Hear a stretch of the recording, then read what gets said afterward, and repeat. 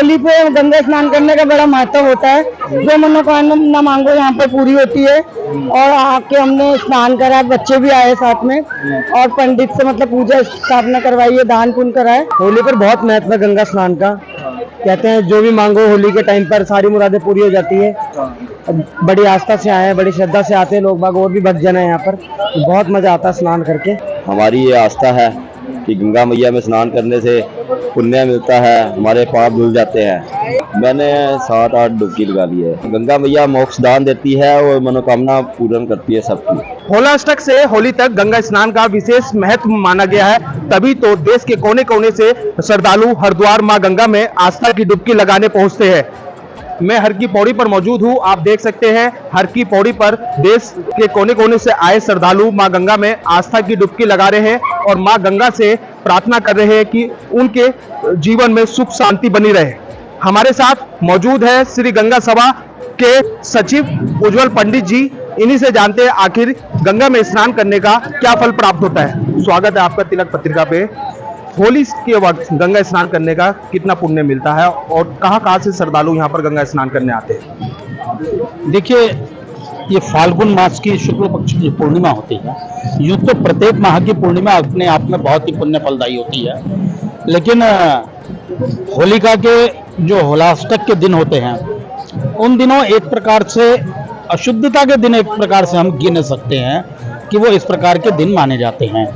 उनकी शुद्धि के बाद जब होली का दहन होता है, होला जो हमारा ये पूर्णिमा का स्नान होता है, ये पूरे शुक्ल पक्ष का जो होलाष्टकों का दिन है, ऐसा मानते हैं इस समय किए गए जाने वाला गंगा स्नान अपने आप में अश्वमेध यज्ञ के समान माना जाता है। उसी का लाभ लेने के लिए विश्व भर में बसे हुए सनातन परंपरावादी लोग इस पवित्र हर की पौड़ी गंगा घाट पर स्नान करने आते हैं। ऐसा कहा जाता है, गंगा गंगेति यो ब्रियात योजना नाम से तेरपी मिच्यते सर्व पापेभ्यो विष्णु लोके से गच्छति। अगर 100 योजन दूर बैठा हुआ भी व्यक्ति गंगा गंगा पुकारता है तो उसको गंगा के स्नान का लाभ मिलता है, वो तर जाता है, मोक्ष मिलता है। लेकिन अपनी सुलभता के आधार पर अगर गंगा के तट पर जाकर स्नान करना मिले तो इससे ज्यादा पुण्यदायी नहीं होता, क्योंकि सनातन परंपरावादी लोग ये जानते हैं कि जीवित रहते ही तो हमारे पापों को तारती है, हमारे मरने के बाद भी हमारे जो परिजन हैं हमारी अस्थियां को इस गंगा में इसलिए प्रवाहित करते हैं कि मोक्ष प्राप्त हो। ऐसी सनातन की भावना, ऐसी शास्त्र वर्णित जो व्यवस्था है, उसी को मानते हुए लाखों लाख सनातन परंपरावादी लोग यहाँ पर आते हैं।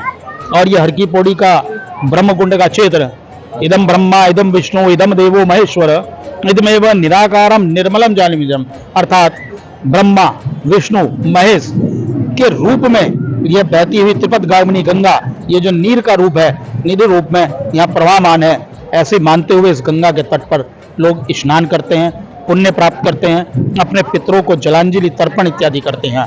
और चूंकि जैसा कि मैंने कहा कि होलाष्टक के जो दिन होते हैं वहाँ पर विभिन्न प्रकार के कार्यों की बंदिशें हो जाती हैं, जो शुभ कार्य वगैरह होते हैं सब में बंदिशी हो जाती है। कई प्रकार की अशुद्धियां जो मतलब इस समय लोग टोना टोटका तांत्रिक क्रियाएं या विभिन्न प्रकार की चीजें भी करते हैं, वो कहीं ना कहीं हमारे ऊपर अगर कुछ असर हुआ है तो गंगा में स्नान करने के बाद वो सारी व्याधियां दूर हो जाती हैं, वो सभी प्रकार के प्रपंच का नाश होता जाता है सिर्फ इस गंगा में डुबकी लगाने मात्र से। और इसका प्रत्यक्ष उदाहरण आप जब देखेंगे, जब हमने देखा कि कुछ लोगों को इस प्रकार की प्रेत बाधा जैसी चीजें आ जाती हैं, तो एकमात्र गंगा में डुबकी लगाने के बाद वो सारी बाधाएं जिस प्रकार से चिल्लाकर वो दूर होती हैं, वो अपने आप में यहाँ के देवत्व को परिभाषित करता है। कितनी डुबकी लगानी चाहिए आखिर गंगा के अंदर और किस तरह से डुबकी लगाकर मां गंगा की पूजा करनी चाहिए? देखिए, यूं तो 108 डुबकी का विधान जो इस गंगा में है, लेकिन स्वास्थ्य के चलते या अपने शारीरिक क्षमता के चलते व्यक्ति को कम से कम 5 डुबकियां अवश्य लगाई जानी चाहिए। वो 5 डुबकियां क्यों लगाई जाती हैं? धर्म अर्थ काम मोक्ष, ये चतुर्विधिक जो हैं, इनकी प्राप्ति के लिए वो 4 डुबकियां हैं। 1 डुबकी अपने पितरों के लिए लगाई जाती है, ये 5 डुबकी हैं। इसके अलावा 7 डुबकियां हैं जो हमारे 7 ऋषि हैं। इसके अलावा 7 डुबकियां हैं अयोध्या मथुरा माया काशी कांची अवंतिका पूरी द्वारावती सप्त तीर्चा मोक्षजाहित का जो ये वर्णन है, वो जो 7 तीर्थ अलग अलग का है, अगर एकमात्र गंगा के इस पवित्र हर की पौड़ी ब्रह्मकुंड पर लगा ले, 7 डुबकियां लगा ले, तो वो 7 तीर्थों की जो मोक्ष मिलना है वो इस गंगा के पवित्र तट से लगाना चाहिए। इसी प्रकार जैसा मैंने कहा, इदम ब्रह्मा इदम विष्णु इदम देवो महेश, ब्रह्मा विष्णु महेश तीनों का आशीर्वाद आपको प्राप्त हो, 3 डुबकियां लगा ले, वो ऐसी भावना से करना चाहिए। इस प्रकार हमारे शास्त्रों में विभिन्न प्रकार का वर्णन है। सभी प्रकार का जब हम संकल्प करते हैं तो हम क्या बोलते हैं, अप्राप्त लक्ष्य प्राप्त्यर्थम प्राप्त लक्ष्य चीरकाण संलाक्षणार्थम, अर्थात जो हमें लक्ष्मी प्राप्त नहीं है वो प्राप्त हो, जो प्राप्त है वो लंबे समय तक हमारे पर स्थापित हो। वो कब होगी, जब हमारी आत्मा या गंगा में डुबकी लगाने के बाद पूरी पवित्रता धारण करेगी। धर्म अर्थ काम मोक्ष चतुर्पुरुषार्थ विद्यार्थम, उन चतुर्पुरुषार्थों की वृद्धि कैसे होगी, जब इस गंगा में डुबकी लगाकर हम अपने मन को संकल्पित करेंगे। तो विभिन्न प्रकार के हमारे शास्त्र वर्णिक उल्लेख हैं, उन्हीं की मान्यताओं को मानते हुए इस शुक्ल पक्ष के समय में और इस होलाष्टक के समय में पूर्णिमा तक का गंगा का बड़ा महत्व है। बिल्कुल जिस तरह से उज्जवल पंडित जी ने बताया है, होलाष्टक से होली तक माँ गंगा में डुबकी लगाने से काफी पुण्य की प्राप्ति होती है, इसीलिए दूर दूर से लोग माँ गंगा में आस्था की डुबकी लगाने पहुंचते हैं। देश के पहले धार्मिक चैनल तिलक पत्रिका के लिए कैमरामैन हरीश कुमार के साथ मैं आशुष शर्मा, हरिद्वार।